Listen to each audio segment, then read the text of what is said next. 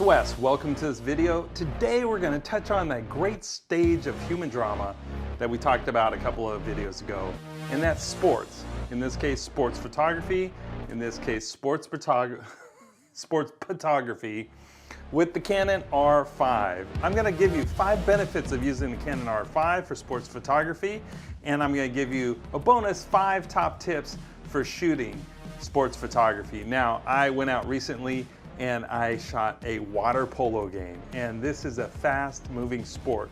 A colleague that I used to work with reached out. Her son is in his senior year. He's having his final water polo game. Would I come and shoot it? It turns out she saw the photos of the 5K, asked if I did sports photography. And so I said, sure, I would love to, I'd be honored to. And so what I thought we'd do is, I have brought back the international box of mystery, and back here we have the Olympic flame going, and so we're gonna have top reasons why you should use the Canon R5. But first, you're a beautiful person and a good person. And if no one has told you that today, let me be the first person to tell you that. All right, number 5. No, in no particular order, we're gonna share 5 benefits of the Canon R5, and we're gonna share 5 top sports photography tips. All right, here we go. Reason number 1, the Canon R5 is what you should trust when you do sports photography. And the number 1 reason is speed. I'm gonna wrap a few factors into this. One is the high speed continuous shooting. This camera can shoot 12 frames per second. Now, compared to the EOS R, which I said is not the greatest for sports photography, that shoots 8.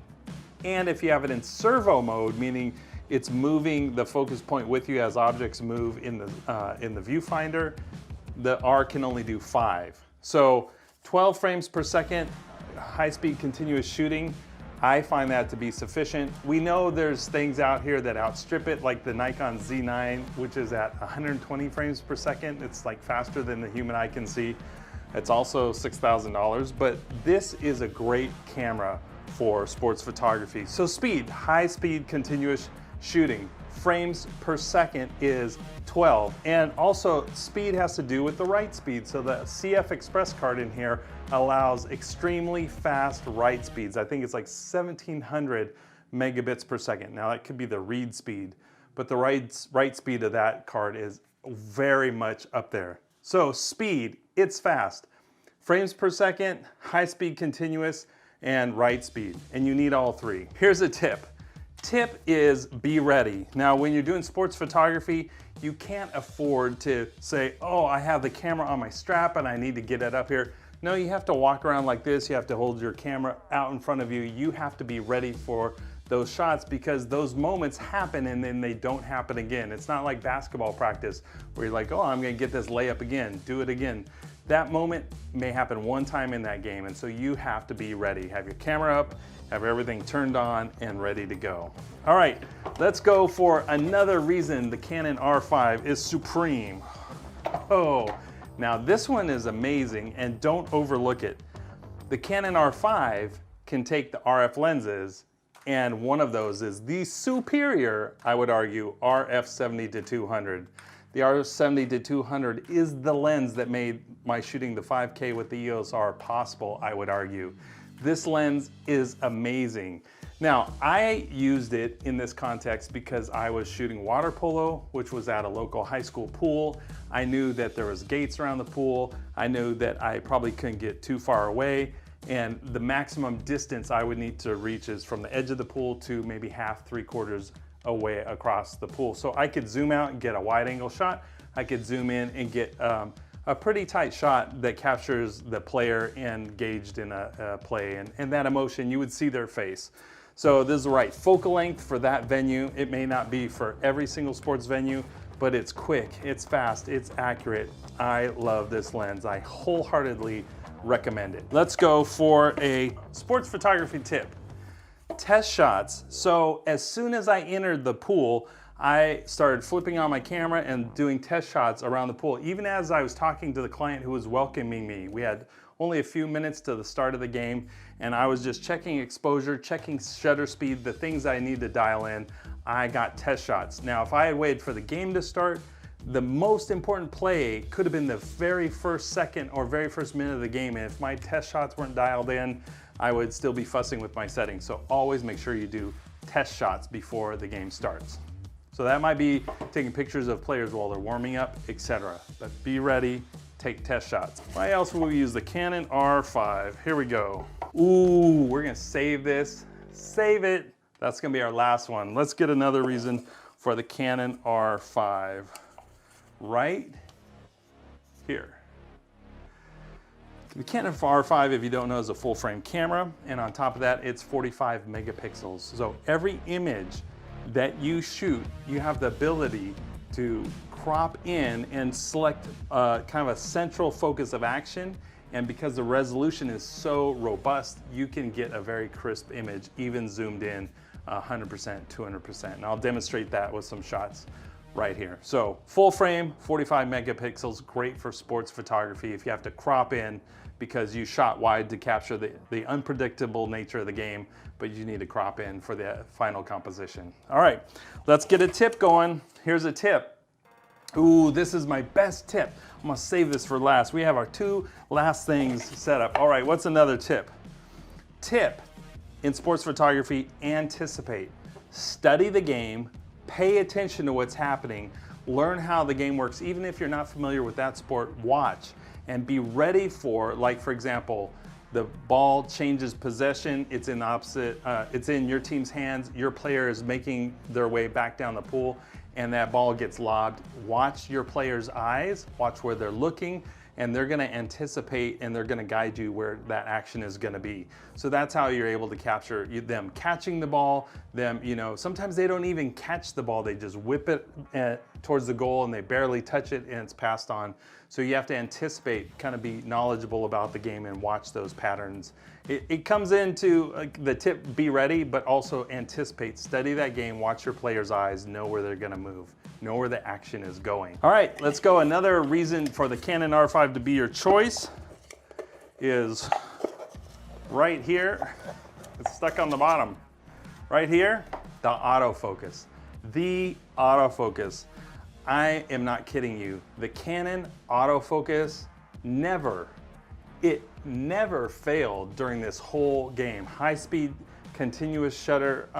I was just blazing away these frames, and some of the pictures I gave the client were a series of like 10 or more photos of the play happening instant by instant, and the autofocus was always locked on. It was amazing. I use eye autofocus a lot. I experimented with spot, but usually I used eye autofocus because the player's eyes were visible.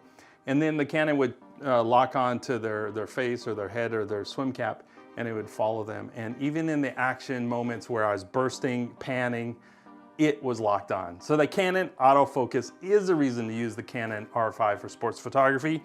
And here is our second to last sports photography tip. Ooh, that's a good one too. Look for your subject to be backlit. I'm going to show you a couple of examples here. The difference between a non-backlit subject is there's more likelihood the subject's going to blend into the background. But when you have your subject backlit, in this case this was outdoors and the sun was kind of setting, and when I shot into the sun, you'll see how the sun outlines their arms, the shoulders, and gives more three-dimensionality, more three-dimensional shape to the subject. So shoot backlit, sports photography tip to create more dimension and have the subject pop off the background. All right, now here are our last two right here. I pulled them out and set them aside, so I'm not gonna fake like I'm pulling them out. Oh yeah, I will, that's kind of fun. All right, I shot 1,600 images within an hour. This is like 4 quarters, 6 minutes each with timeouts and all things like that. I shot 1,600 images, largely because a lot of it was in burst mode, high-speed continuous. Here's a reason to use the R5 for sports photography. There's a rating button. On the back left corner at the top, there's a button that says rating. And so when the player was pulled out of the game, even though I'd watch him on the sidelines, making sure I wasn't missing a moment of him talking to his colleagues or his coach or something like that, colleagues, his teammates, I would review the pictures that I had just taken, and if I saw one that kind of met my criteria, and we're going to talk about that tip in a second, if I saw one that met my criteria for a keeper, I'd hit that rating button once, assign it a 1-star rating. Why a 1 star? All I was trying to do is differentiate a rated image from a non-rated image. And when I import it into Lightroom, then I could just simply hit sort, and when I got home, I could import and see all my rated images. And so out of 1600, I only had to look at 100.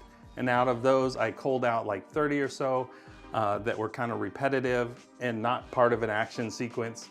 And then I sent 60 or 70 to the client. And I was done within 15, 20 minutes. And that's a pretty impressive feat. So that rating button, it's easy to get to. It's right there on the back. And you just have to acknowledge this image, I want to see it later. And I can do that in downtimes in the moments between plays and not miss anything. Make sure you don't miss anything and be ready to import those and send them off to the client. Now, these are images I'm not doing a post-processing on. I did a little tweak with the exposure and I applied that, saved it as a preset and applied it to all just to get a little more teal out of the water, a little more contrast, but basically no post-processing. All right, tip number 5. These are the 3 things I look for when I'm rating an image to save it and send it to the client. I'm looking for the subject's face. Now, I am looking for that face because I'm looking for the emotion. What's the story with an athlete? You're out there with your camera, they're moving all around, but if you can't see that face, you can't see the drama, you can't see the human emotion. Remember, we're here, we're celebrating the Olympics, the sports, the stage of the glory of human drama. Okay, did I pump it up enough? But sports has competition, pain, joy, all these things that we associate with the highs and lows of the human experience. And so I'm out there with my camera. And so the first thing I'm looking for is a facial expression and emotion.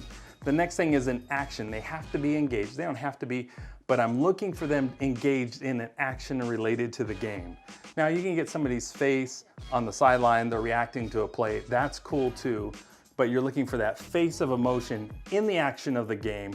And the third thing is composition. I'm looking for an artful composition. So those 3 things, that's my kind of criteria I look to save an image and send it to the client is, can I see their face? Can I see the action of the game? And is the composition artful? Now, out of 1600 images, I am blessed to have, shot over the course of the game enough images to satisfy that criteria and send it off to the client. All right, well, that's it for today. Thank you. Give me a like if you like this video. If you have tips that are helpful, share them with me, put them in the comments, leave me a comment, and subscribe if you're not subscribed. Hit the bell, and so you get notified of future uploads. Thanks for watching. See you next time. Thanks for watching. See you next time.